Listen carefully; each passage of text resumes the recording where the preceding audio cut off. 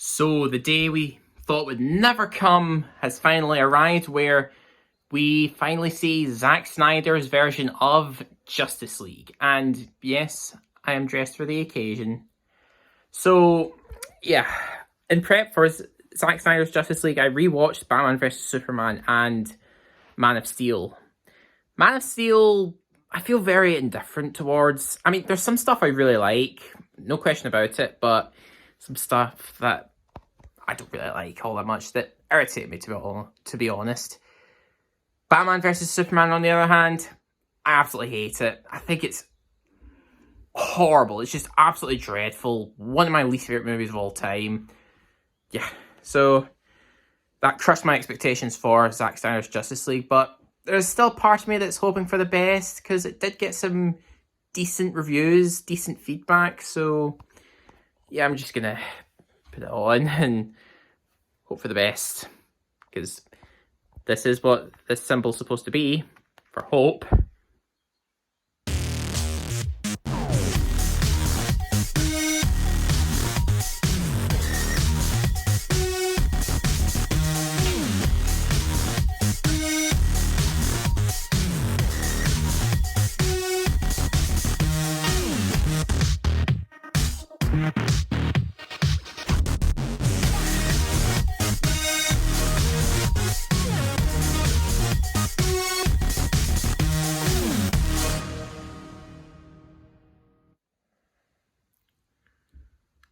So, more than 4 hours later, because I broke for dinner, put my PJs on.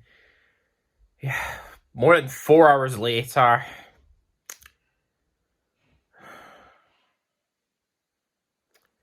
the film gets a thumbs up. I actually really liked it. I mean, yeah, I was pleasantly surprised by Zack Snyder's Justice League. I mean,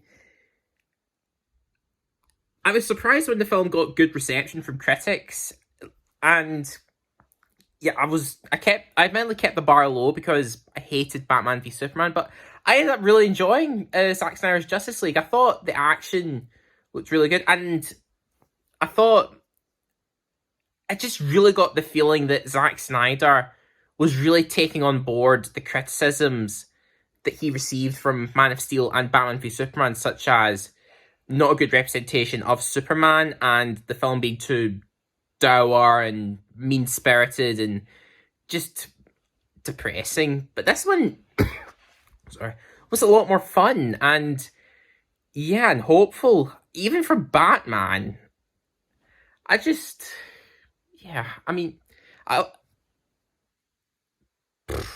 all the even I also thought the dialogue was actually a lot better and felt more natural as well. And even though the film is 4 hours long, I still think, yeah, that's probably a big criticism I do have with the Zack Snyder cut, is the film shouldn't have been 4 hours long. It could have been either two movies or just 3 hours would have been fine, but I was never bored. So that's something I could say a lot, is that I was never bored.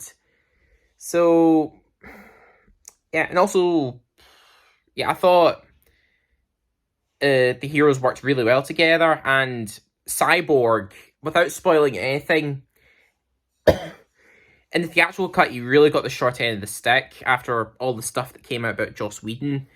But after watching this version of Justice League, I'm so glad that Cyborg and Ray Fisher was done, for lack of a better word, justice. And yeah, I could definitely say that this is Zack Snyder's Revenge of the Sith, because let us not forget, The Phantom Menace and Attack of the Clones were very poorly received by fans, at the time at least, and critics. So it was quite a surprise when people saw Revenge of the Sith and they thought, that was actually really good, and it got positive feedback from critics. That's pretty much what Zack Snyder's Justice League is like, and I don't know, I mean, with the stuff that Zack Snyder's Justice League kind of built up, sadly it does kind of follow on from what I'm not going to try and spoil anymore, but just with some of the stuff that Zack Snyder's Justice League is kind of building up, it And it makes me a bit sad that we won't see that come to fruition because, well, apparently this version is not canon, but we'll see. We'll see with the reception. So, in terms of how I rate Zack Snyder's Justice League, as it stands, I'm going to have to say I'd give it a B.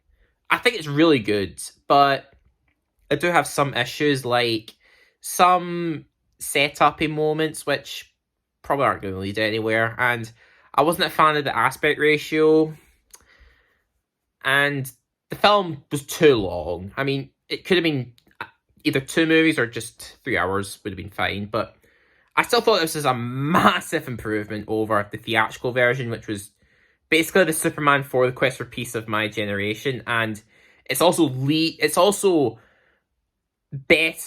better than Man of Steel, and galaxies better than Batman v Superman. So yeah, for anyone that hated Man of Steel and Batman v Superman like I did, I'd say give this one a shot.